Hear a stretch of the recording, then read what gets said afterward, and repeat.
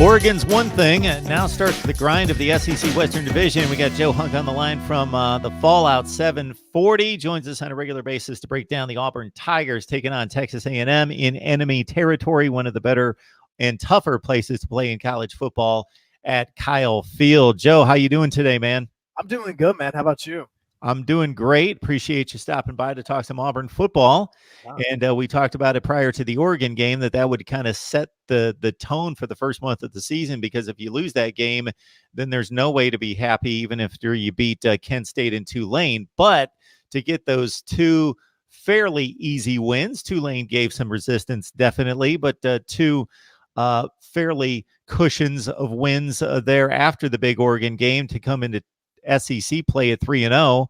This team's got to feel pretty good about that. Well, and I'll be honest with you, we're really kind of having to treat this like it's a new head coach, and that sounds really strange because Gus Malzahn is doing a lot of things differently, and it was really unique to kind of see after the Oregon game and seeing how he's taken these two, easy games. And what has happened is this guy went into this Oregon game and with a true freshman quarterback, and it comes out about 4 or 5 days later that not only was it a true freshman quarterback, but it was a true freshman quarterback that he gave the reins to. And you saw Bo Nix was able to call audibles multiple times, and both audibles resulted in touchdowns. The Eli Stove touchdown in that very first for the one that Auburn scored, that was 100% an audible. And it was Bo Nix looking at the line, seeing that nobody was on Eli Stove, and he goes, "Hey, I got you. We're going to throw it."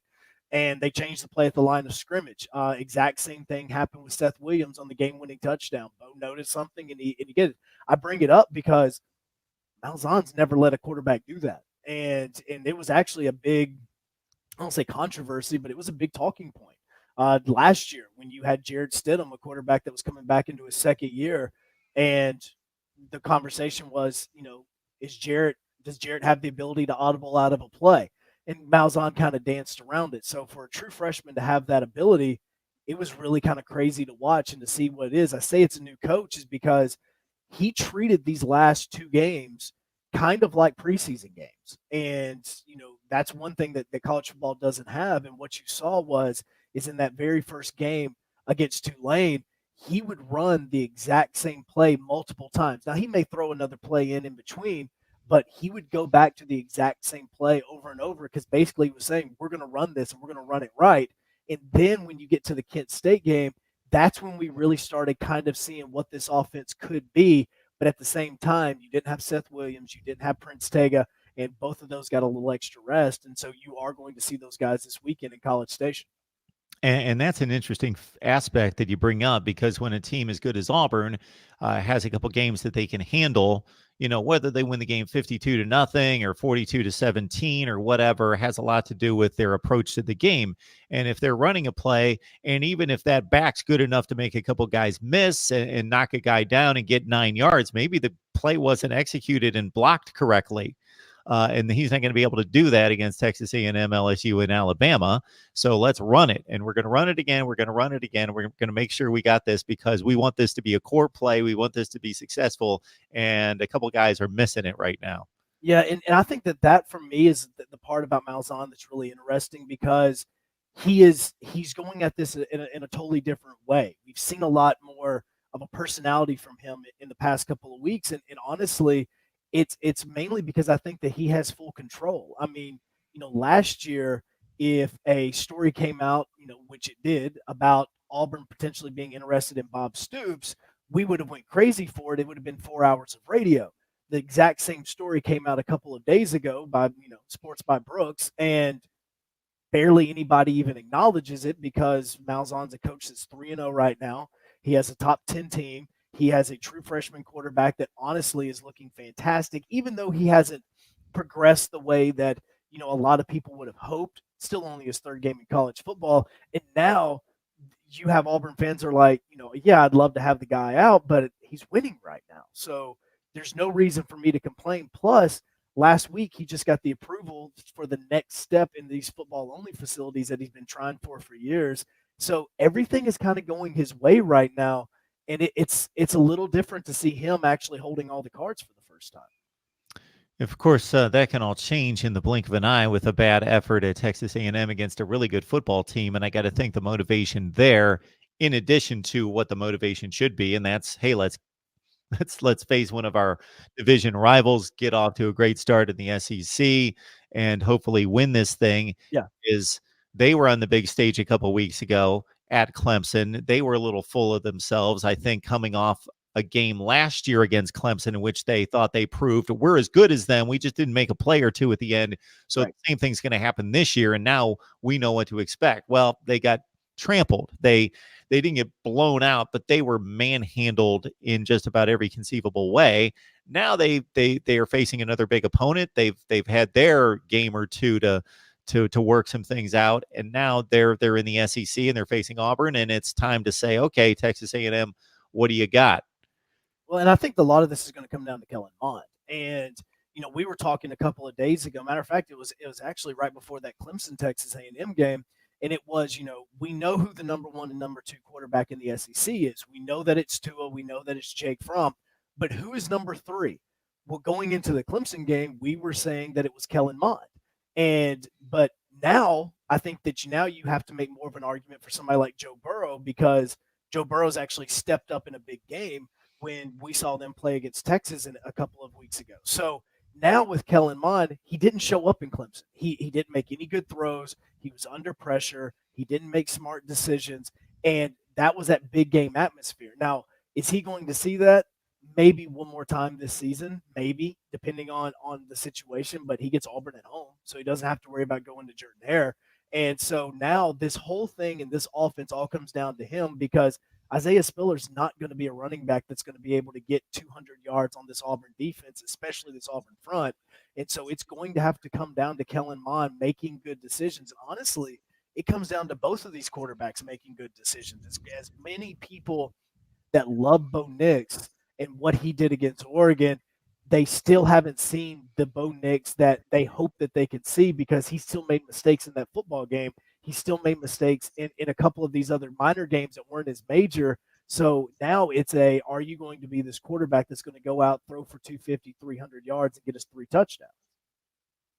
But I do think it's important, Joe, and you highlighted this right out of the gate, is that Bo Nix has played 3 football games.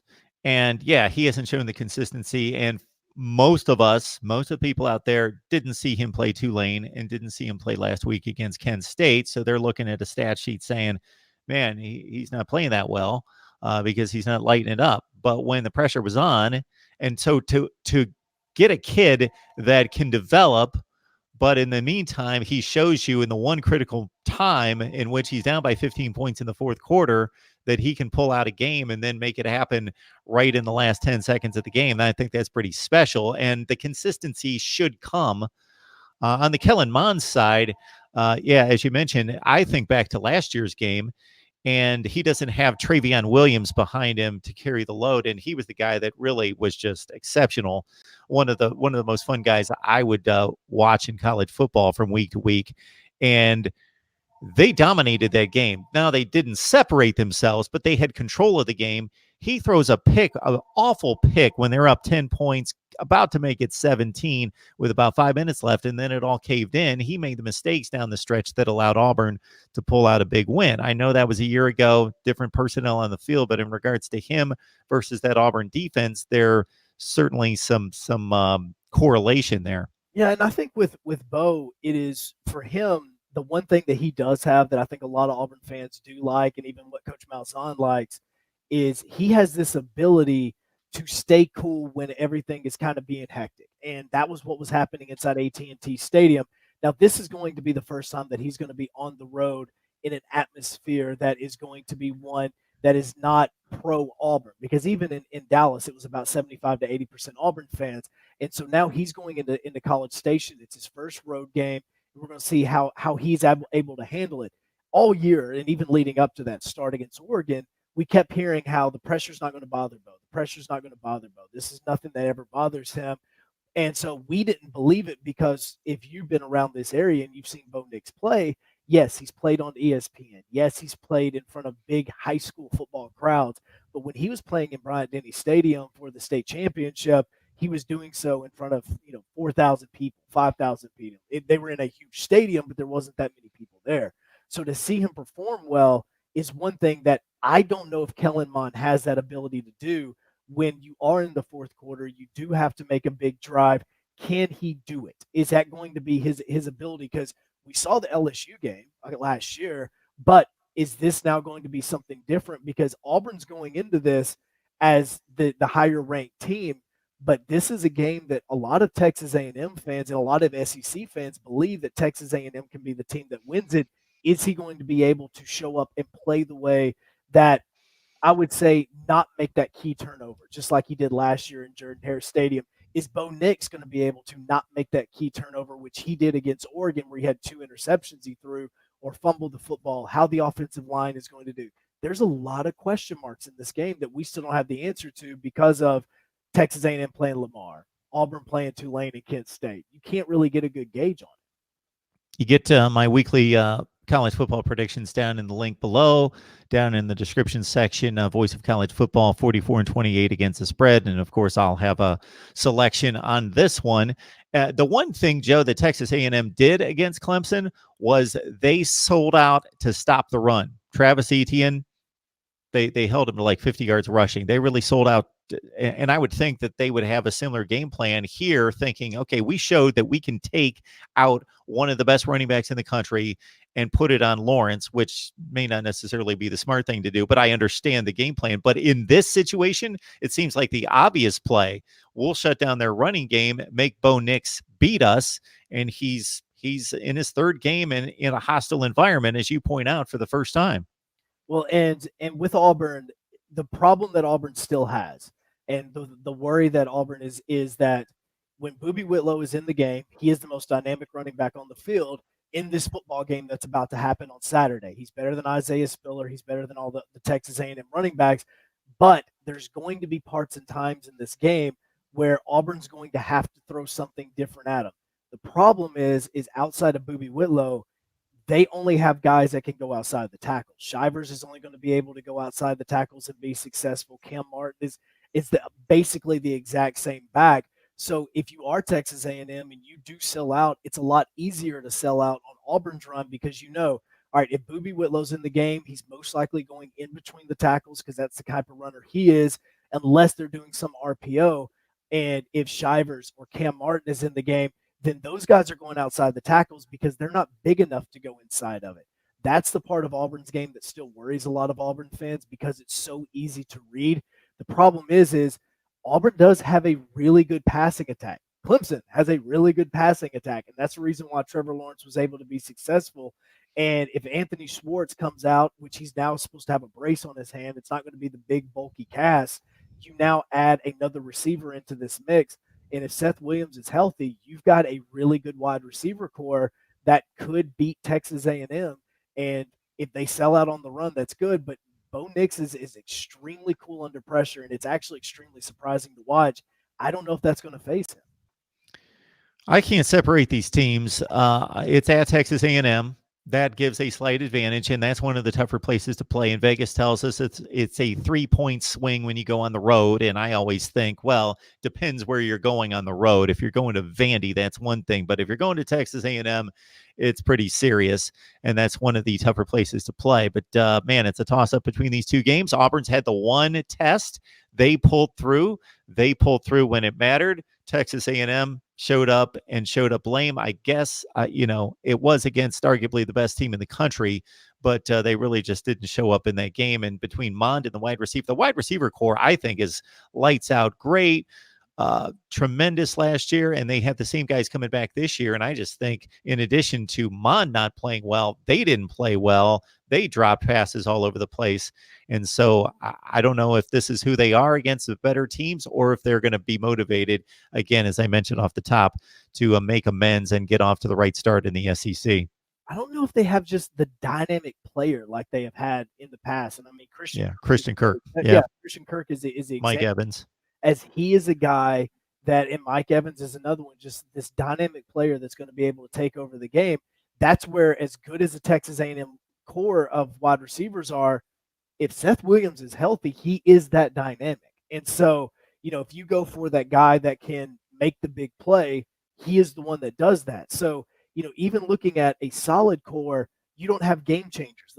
You look at Alabama, Jerry Jeudy is this game changer that when he gets the football, Henry Ruggs, exact same way. God, Jalen Waddle. Like I can go through the whole wide receiver core for Alabama, but with Auburn, when you have Seth Williams, he is that guy. If Anthony Schwartz is healthy and he gets the ball in open space, he will outrun you. There's not a player in college football that can outrun him.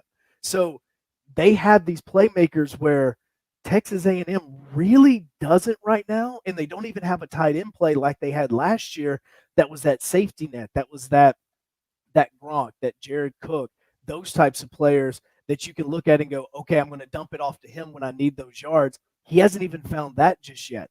There's probably a lot more question marks for Texas A&M in this football game than what Auburn has, and that's actually surprising because of the fact that Auburn's the one bringing the true freshman quarterback.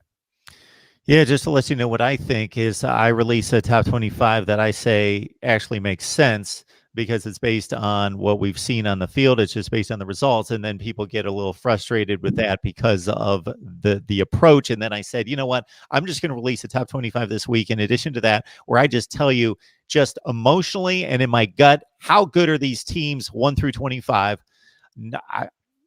And just to let you know, and I didn't think about this until the statement you just made about some of the strengths and weaknesses. I had Texas A&M and Auburn at 10 and 11. Mm-hmm. So that shows you where I'm at on this game is I have no clue as to who's going to come out the winner. Well, and look, I mean, we can go back and yes, you can look at stats. And I know, like, if we're talking Vegas and all the road team always wins and all this other stuff, outside of a Jarrett Stidham pass to Seth Williams last year, that would have been the case again.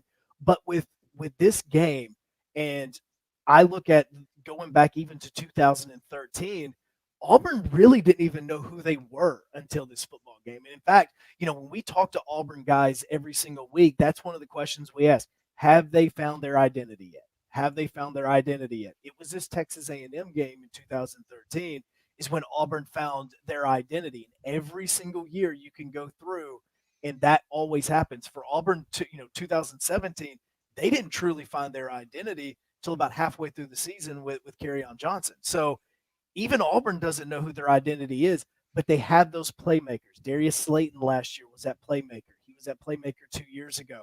And for Texas A&M, I don't know who that playmaker is just yet outside of Kellen Mond. Now, he could develop throughout this football game, and he's going to be the new hot name that we're going to be talking about on Monday of where did this guy come from? Kind of like the NFL's doing with Gardner Minshew. Like, where did he come from? But as of right now, that all those players are on Auburn's side, and the X factors are all on Auburn's side.